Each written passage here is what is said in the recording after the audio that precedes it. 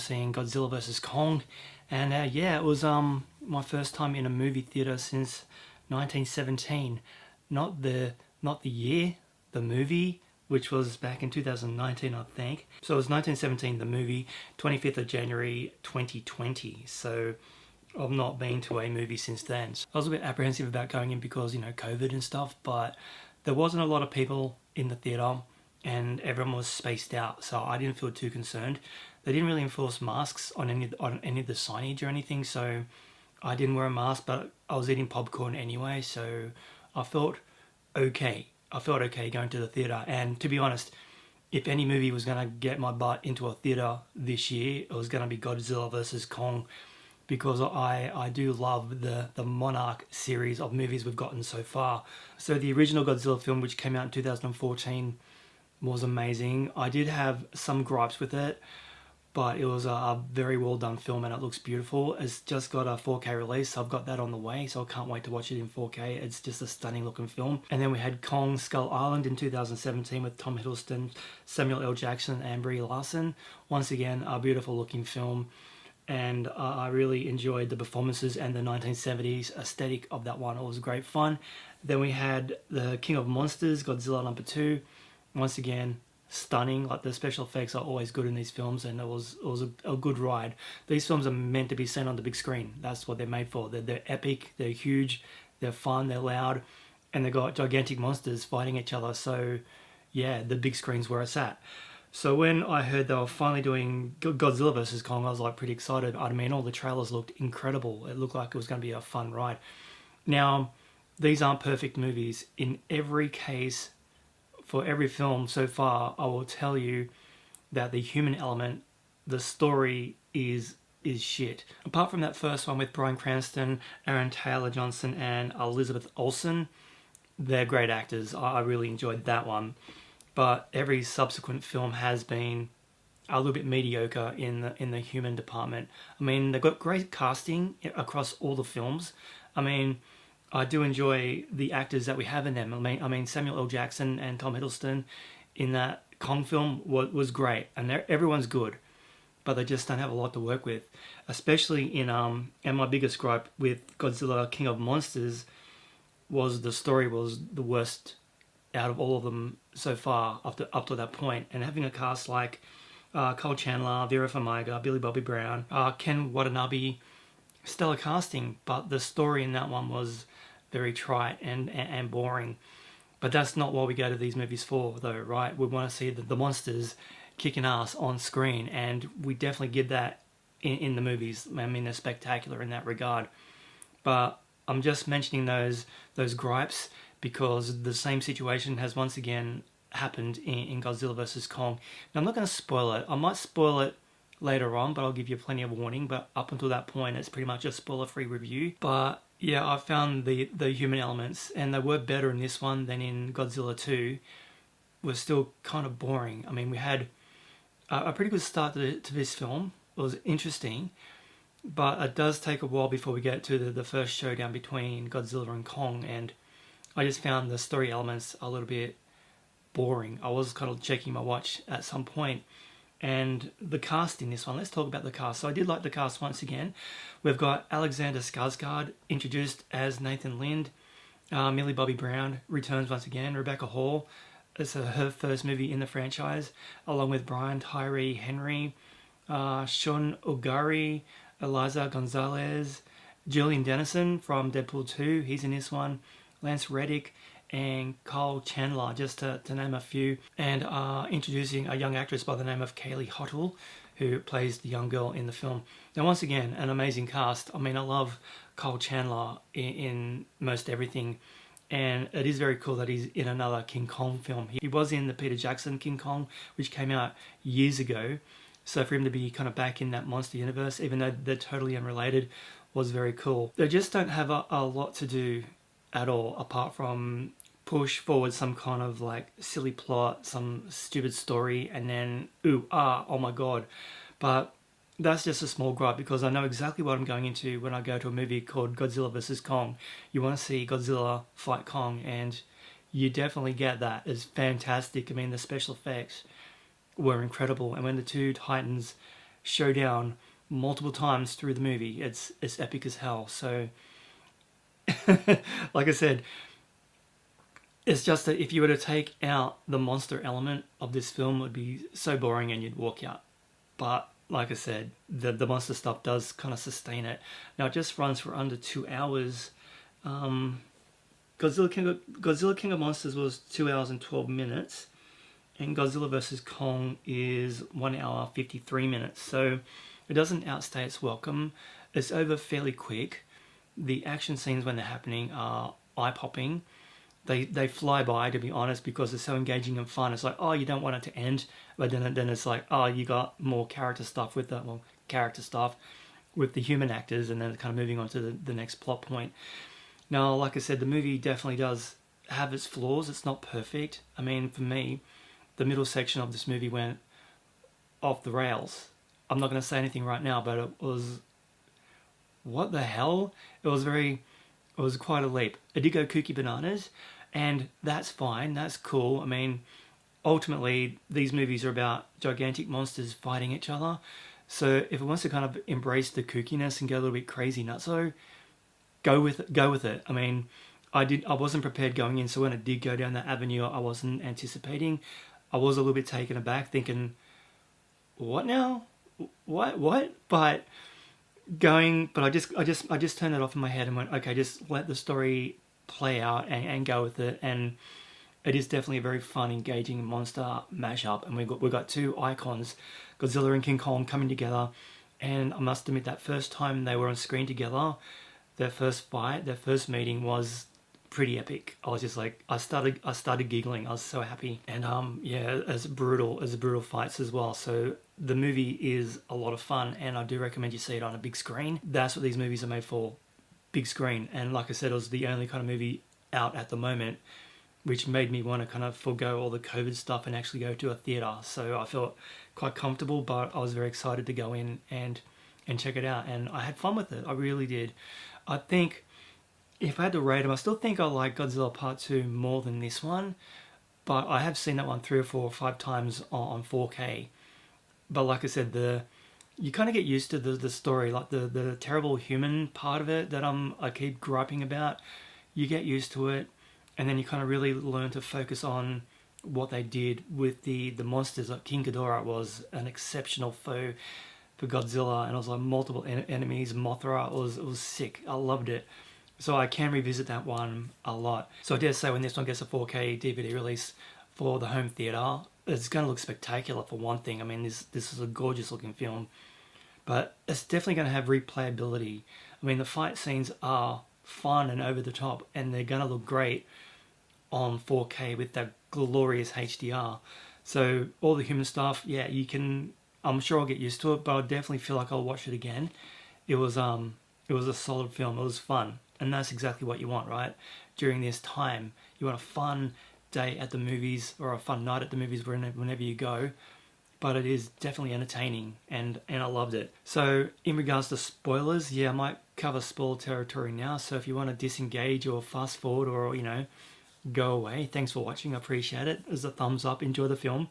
But now in regards to the spoilers, yeah, let's discuss the film a little bit more in depth, because the spoiler territory stuff I want to discuss is interesting. I mean, when I said the film went off the rails, we have this whole thing about Hollow Earth, okay? Now, I don't know, I'm not caught up in all the conspiracy theories and all the people who believe that Flat Earth and Hollow Earth and all that kind of stuff is legit. But the character that Alexander Skarsgård plays, Nathan Lynn, is an expert on Hollow Earth, the Hollow Earth theory, which makes sense in the course of this movie because it's an explanation as to where all the Titans come from. There's this portion of the Earth, I don't know exactly where it is, like, as far as I know, the core of the Earth is like mantle, like a molten, solid, hot piece of don't go there kind of stuff. So I don't know if it's like dead center of the Earth or like somewhere halfway down, but it's beautifully realized. I mean, it looks stunning, but our heroes, they need to get Kong off of Skull Island because he's getting bigger, and they have some kind of like, and this is from Monarch, they have some kind of massive structure like a Kong containment system And if you think, and it reminded me of the Truman Show with Jim Carrey, where he's kind of brought up in a fake environment and the sky and everything was just like a projection. It was the same kind of deal here. There's one moment where Kong takes a tree, strips the branches and throws it like a spear at the sky, and suddenly it's sticking out of like is a dome, and it starts shaking and flaring because all the electronics and the fakery is starting to short circuit. So I found it was kind of interesting in that regard. They need to get Kong off this island because he's getting bigger, and he's eventually going to leave the island on his own. And if he does that, Godzilla will come for him, because Godzilla's role in all this is to control the other Titans. They're not bad creatures, they're just heroes. Well, they're heroes, right? So Godzilla contains and maintains control of all the other Titans. So if one goes rogue or starts trampling the earth, he'll come and take it down. So if Kong left Skull Island and for some reason it's kind of protecting him, or maybe that's what the dome's doing, if he left, then the people who are looking after him there, maintaining and watching him, they're concerned that Godzilla will take him down. So the plan is ultimately to move Kong from Skull Island to the Hollow Earth, and that's where the heroes are coming together. So if you've seen the trailer where Kong is on like a big ship, they're on the way to the Antarctica, where that's where the entryway to Hollow Earth is, and they're gonna get Kong to go into the hole, into the light, to join his family. Now the young girl, Kaylee Hottle, playing Gia, she's deaf, so she signs. So apparently her and Kong can communicate via sign language. So he has got a bit of a bond and a relationship with this young girl. That's the human connection that Kong has with humanity through this young deaf girl who he trusts. So when she says, "Go into the hole, your family might be there," which she's prompted by her mother to do, Kong believes her and goes into the tunnel. And yeah, we kind of have some spaceships and stuff. It looks very cool. But they go into the Hollow Earth, and there's a whole matter of other creatures in there. Kong promptly finds himself in a fight with some glorious looking flying snake creatures and some other things. But it definitely goes very fantastical, which I was not expecting going into this film. I thought it was going to be more straight-laced in regards to Kong, Godzilla, fighting, tearing cities apart. That's it. But they really kind of wanted to expand on the mythos of the story and give us a whole new element that I wasn't expecting. But I'm sure on multiple viewings, now that I know to expect that, I'm sure to engage and accept it more, because it was fun. Like, it looks stunning and the monster fights are cool. I mean, Kong just ripping monsters apart is excellent. So when you want to talk about fighting though, like Godzilla and Kong, the fights, if there's one winner in this film, and you know, massive spoiler, is Godzilla. He whooped Kong's ass both times they threw down. And there's like two fights that they engage in. One at the beginning, which is seen in the trailer, when the ship where Godzilla just comes up and headbutts him. Yeah, like, that's Godzilla's element. So great tussle, great fight, looks fantastic. The humans try to help with all their ammunition and weapons and explosives and stuff, because they could see that Godzilla was getting the upper hand. Because being in the middle of the ocean, Godzilla just needs to drag Kong down and he can drown him. So the humans have to try and rescue him and disorient Godzilla in some way so that Kong can get back up to the ship and you know, promptly pass out from nearly drowning. So Godzilla definitely was winning that argument, most definitely. If it wasn't for the humans, he would have drowned. And then after the whole Hollow Earth thing, almost said Middle Earth, but kind of the same thing. But then the big fight at the end where we end up, I think it was Tokyo or Hong Kong, I'm not sure, I don't remember. I mean, I've literally just come out of the movie an hour ago, so I should do. But the massive throwdown there is cool. Kong does find this weapon. Like, he discovers that he has indeed come from this Hollow Earth. There's Kong imagery everywhere. And he finds this massive battle axe, which is very cool. So he kind of brings that with him back up to Earth to fight Godzilla. I don't go through all the plot primarily. I want to leave some surprises for you, but I'm assuming you've seen the movie at this point. But he has the axe, and he uses that in his fight with Godzilla, which was very cool. But once again, Godzilla, I mean, awesome fight. They both have, you know, wins and losses, but ultimately Godzilla does take Kong down again, and he's quite obviously the victor. He's the man. He's Godzilla. He's the king of monsters. So Kong is taken out once again, and yeah, I love I went in as Team Kong because I kind of knew he was going to be the underdog, and you want to support the underdog. And it's definitely Kong's movie as well. Godzilla is kind of the side character, like the big bad on the sidelines. I mean, he's attacking human cities for no reason initially, but we kind of find out through the plot that he's attacking this Apex company who are creating a foe for Godzilla and Kong to fight at the end, and that foe is, and it was revealed in the trailers, I can't believe it, Mechagodzilla. So the humans are recreating Mechagodzilla, and that's why Godzilla attacked initially. So yeah, I like that part. It was very cool. But it's definitely about Kong, this film, because he has that emotional connection and that communication with the humans. He's sympathetic, and he's very well realized as well. But it's definitely his film. So Godzilla is kind of on the sidelines and just kind of turns up to wreak havoc every now and then, and it's kind of up to the humans to use Kong to control Godzilla, to make him back off. But Godzilla's just too big of an adversary, and he kind of won the fights. But I have to admit, when Mechagodzilla turned up, man, it was awesome. So Kong's out, Godzilla's won that battle, and then suddenly Mechagodzilla turns up and starts taking Godzilla to town. I mean, he is whooping his ass. So much like in Batman v Superman, the two heroes are kind of fighting each other, going head to head. That's not until Doomsday shows up where they team up to take on the common enemy. So it's definitely the same thing here. Mechagodzilla was winning the fight against Godzilla, and he was awesome. Kong kind of needs to be resuscitated by the humans, and he's kind of like sits up with a jolt of energy and decides to step in after the young girl kind of signs to him that Godzilla's not the enemy, you know, be careful, please help him. And the two of them step in and take down Mechagodzilla together. And fuck, it was good. It was very good. Like, I'm just replaying the movie in my head. Like, I did come out going, yeah, it was okay. Like, the human element, he did kind of sour it a little bit. But when I'm sitting here thinking about the fight scenes, I'm like, oh boy, they were good. They were so good. They were so well done. So yeah, it's definitely worth watching. It's very cool. I don't know where they're going to go from here though, because Kong and Godzilla, that versus match was something that's been built up for 4 movies. This is the 4th movie in the franchise, so they've kind of been building up to it for a little while. So I don't know what they're going to do next. I mean, Kong is, and it ended with Kong both alive. I mean, they're both kind of parted in it like amicably. Godzilla just kind of, yeah, sorry bro, and Kong's like, yeah, cool, and drops the axe, we're good brother, and Godzilla goes up into the ocean, and then the next shot we have Kong back in Hollow Earth, and he's signing for home. So I don't know what they're going to do next, what they could possibly do.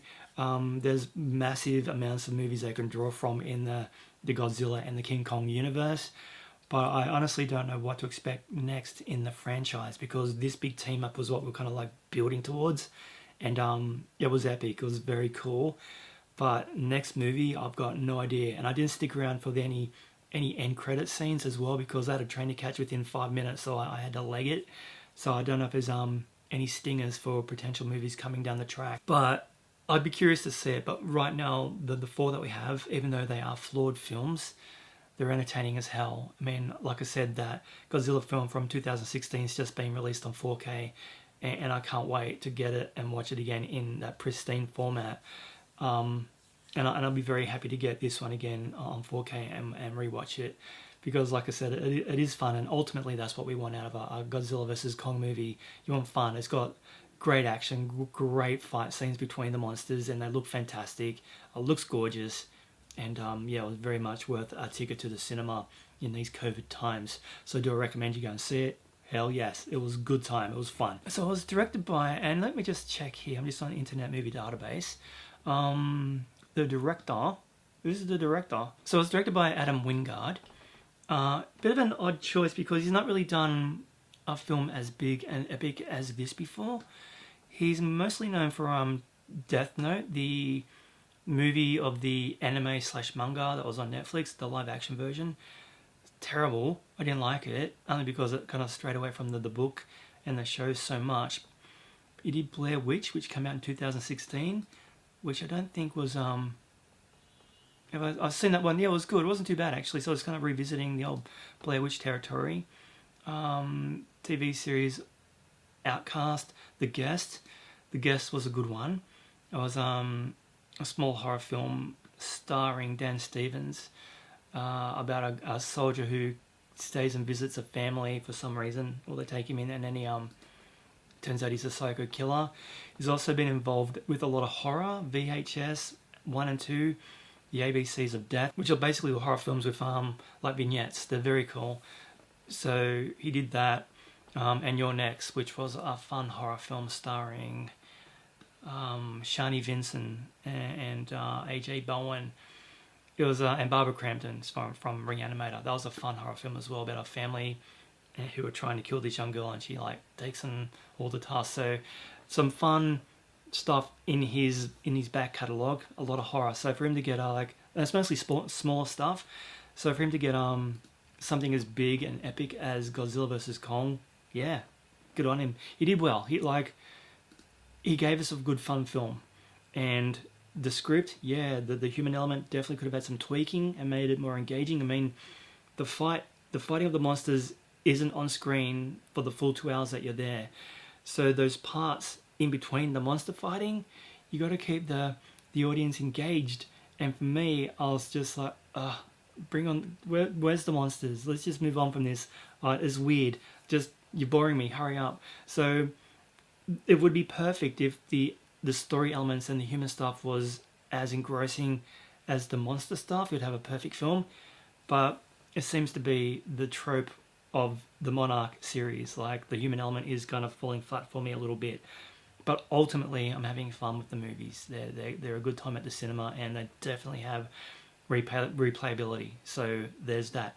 Anyway, guys, please discuss below. What do you think of Godzilla vs Kong?